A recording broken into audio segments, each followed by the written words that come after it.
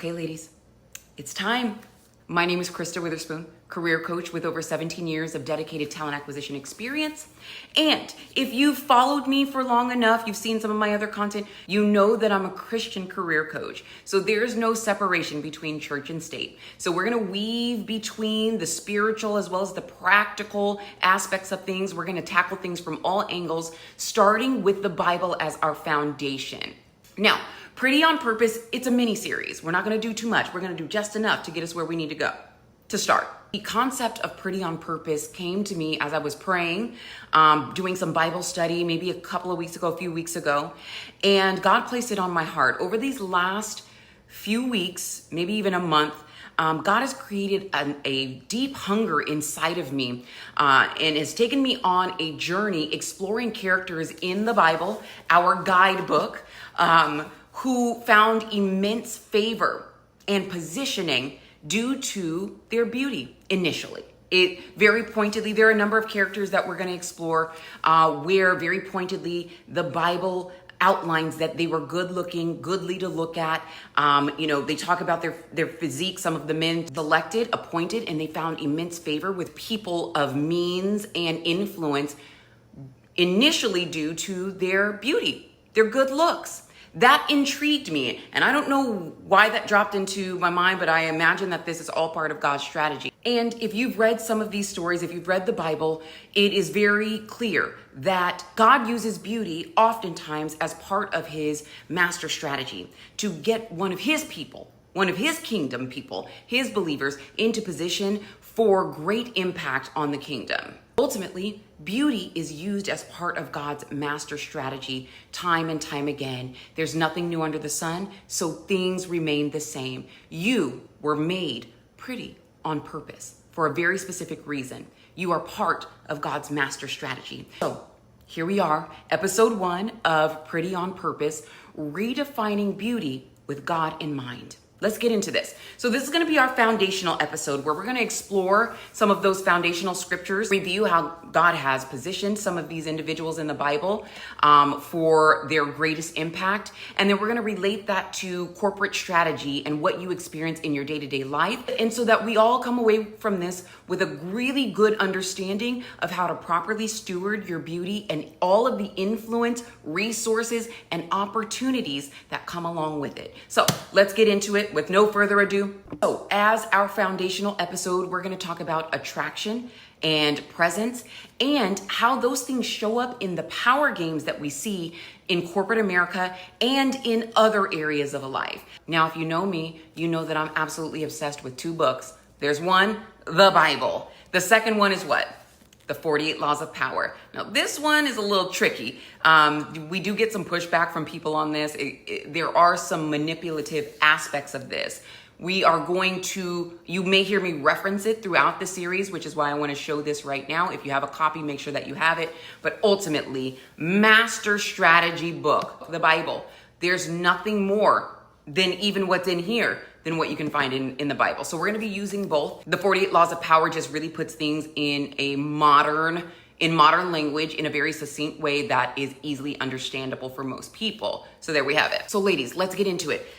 So you probably saw some of the clips that I posted, some of the teaser clips that I posted for this series on some of the other platforms.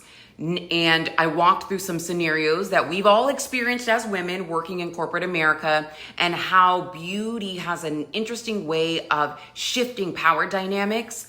Oftentimes people will want to have you around. They'll be excited to have you around at first. And then once they see the level of access that it grants you without you having to do much, they start to posture against you. And that's when things get a little tricky. So you'll hear me say often that beauty is both a blessing and a burden. Burden is maybe a little dramatic, but it does feel that way when you find yourself having to overwork and prove yourself time and time again that you deserve a right to be in a specific space and you deserve to have your voice heard, when oftentimes most people just want you to be the face. That's all they want you to be. The pretty face, they want to put you on the flyers, and that's where they want it to end. But when you have some real strategy and real ideas and you can make real impact and you want to speak up about it, that's when things get a little tricky. So we're living in a world that both worships and weaponizes beauty. And that's why it's so important for us to get back to the blueprint, to the Bible, to what God's original purpose was for beauty, what his intention was. And ladies, I need you to hear me well. When you surrender your beauty to God totally, it becomes an absolute force, a force to be reckoned with. It has the ability to both disarm. It also draws people in. It attracts in a miraculous way. And it also has the ability to deliver results in a way that is otherworldly, unexplainable. If you know, you know. You know exactly what the power of beauty is in today's society. So let's dig a little deeper. Firstly, as women, we are taught to downplay our beauty oftentimes, especially in a corporate professional setting, that you don't want to be a distraction.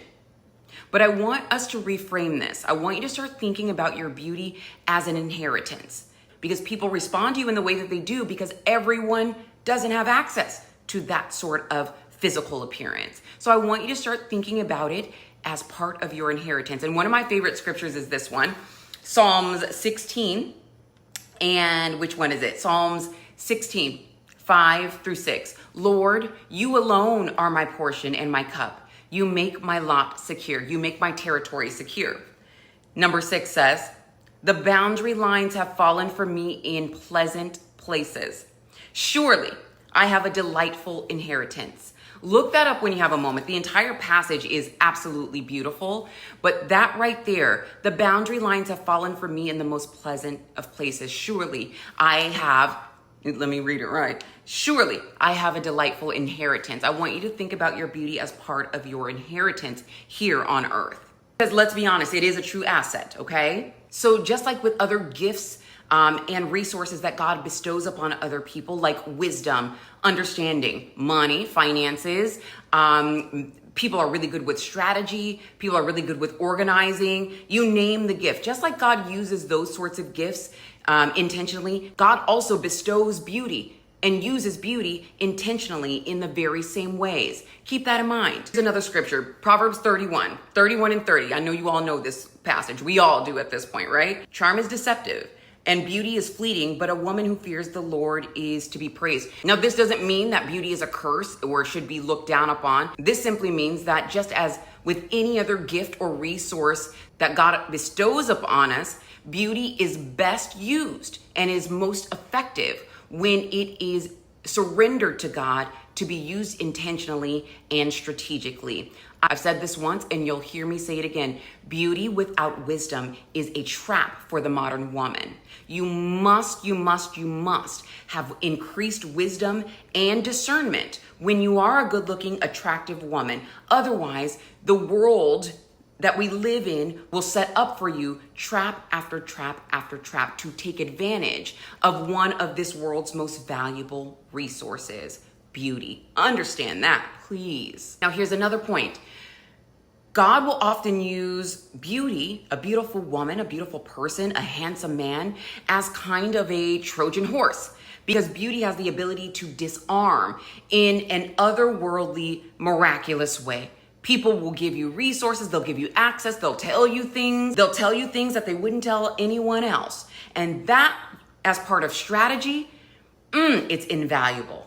Now, here's what I need us all to be very careful of, is that as women, attractive women who also are glory filled, we love God, there are competing attractions happening here. And we need to get clear on which one is which is why we need discernment. People will be attracted to your outer, but they may also be attracted to God's glory on your life. Keep that in mind, because we need to really start making that distinction. We need to start thinking about the details. God is always in the details when we are, looking at an opportunity or looking at a potential relationship or people sidling up next to us, whatever it is. We've got to have increased discernment so that we know what in us they're actually attracted to. Is it the outer or is it the oil that's on your life? Think about that. Beauty can absolutely shift an entire atmosphere. How many times have you walked into a room, girls, and everyone's head looks? I'm a natural introvert. So Too much focused attention on me, don't like it, don't want it. I tell you guys all the time, every time you see me in front of this camera, understand that it is by the grace of God. This is a miracle because I would rather not, okay? I would just rather not. But there's a call on my life and I'm surrendered. I've surrendered my entire being to God. And so whatever he needs to use me for, then we'll use it. I imagine that you're here because me being who I am resonated with you. Welcome, girls. You're in good company. Beauty has the ability to not only shift atmospheres, but to shift entire cultures, shift entire nations. We have a whole new industry focused on beauty. And I'm not talking about standard cosmetics and things like that. I'm talking about influencers, beauty influencers. They have the world in the palm of their hand right now. Beauty influencers do. That's the power of beauty. So the next time someone tries to discount or downplay your ability to draw and attract and shift, understand this. It is a gift, and you have been endowed with one of the most powerful power sources on this earth. And we're definitely going to dig deeper into that topic in some of the later episodes. But first, let's dig into some of these Bible characters who were positioned by their beauty initially for great impact. You know which one I'm going to go for immediately, the one that resonates with me most. Queen Esther.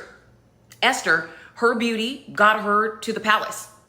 Plucked from hundreds, if not thousands of women, got her into the palace. She found favor with the king, but it wasn't just her beauty. She got in there and she had some strategy that she was working on. She was very well versed in the ways of the atmosphere, the things that the king would respond to, so that when it came time for her to influence his decisions for her people, it kicked right in and she was able to get done what God needed to get done for the Israelites. Now here's this. Abigail, described as an intelligent and beautiful woman, it was her discernment that redirected David's wrath. That's 1 Samuel 25. Esther, though she has a whole book named after her. Esther 2 and 15, 4 and 14, if you want to look that up. Sarah is another one.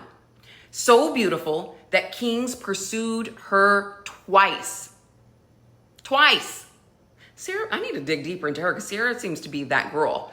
But Sarah, so beautiful that kings pursued her twice, but she was part of a generational covenant. So in today's terms, Sarah, because of her beauty, found herself in a position where she was we'll call it a foundational board member to a monumental business transaction. That's what that was. Now, let's bring this into today's terms, because this is not just biblical. This is happening still to this day, and you're part of it. In corporate America, beauty is often seen as a liability, not a leadership trait. And so you will be praised for your presence. They want you there. They'll give you access to certain rooms and high-powered conversations sometimes, but they will also punish you for it. When you are beautiful, you have the ability to attract and draw in and influence people. You can sometimes be punished for that if you draw in too much attention.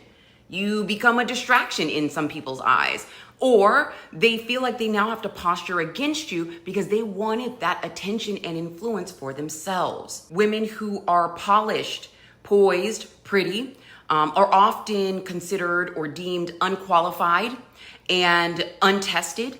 They will test you to no end to make you prove yourself, because they will assume that you haven't had to work as hard to get to where you are. They will create a situation, a scenario where you feel pressured to overwork and overperform to show that you do add value in ways other than your beauty. They're counting on that. That's part of their strategy. But now they're in trouble, because in these next episodes, we're gonna work you through some strategy, offense, defense. If they do this, then you do that. So please make sure that you tune in for the rest of the series, okay? And so, ladies, I want you to get in the habit of not taking any of these experiences in corporate America personally. Corporate America is the ultimate power game. And I want you to learn to expect that people are going to posture against you, but let that be an indication that you are the most powerful player in the room. Otherwise, they wouldn't do that. And ultimately, because your beauty is surrendered to God, you are on assignment. You are a master strategy piece to be used by the Holy Spirit. Keep that in mind every day. It won't be easy sometimes, but I promise you, God will never have you regret saying yes to the surrendering of your total being for his purpose. He'll never have you regret saying yes. And so in the next episodes, I'm going to be teaching you some practical strategy to use on the defense, on the offense, to ensure that you are able to be used for God's glory ultimately. And so that your peace is preserved on the way there, that you don't drive yourself crazy trying to figure out, why they're gaslighting you if you're really experiencing what you're experiencing. Spoiler alert, you are experiencing it. It is very obvious to everyone around, but part of their strategy is convincing you that it's not so, that you're the odd person out and that it's not happening. Keep that in mind. And the strategies I'll teach you are not about manipulation, which is why I put the 48 laws of power to the side. This is about discernment. This is about using wisdom, understanding, and strategy to properly steward this gift, this power source that God has granted you, and stewarding it properly so that God ultimately gets the glory and his kingdom, these people here on earth, are impacted positively. That's what you're here for. Now, if you haven't already done it, go ahead and download the Pretty on Purpose Strategy Guide. 20 Truths About Beauty, Power, and Purpose in Corporate America. Download that. Link will be in the show notes, the description. I love you guys so much. My heart burns for you. I say that all the time. My heart burns for you. And I want you to always remember that God made you pretty on purpose. I'll see you next episode. Bye.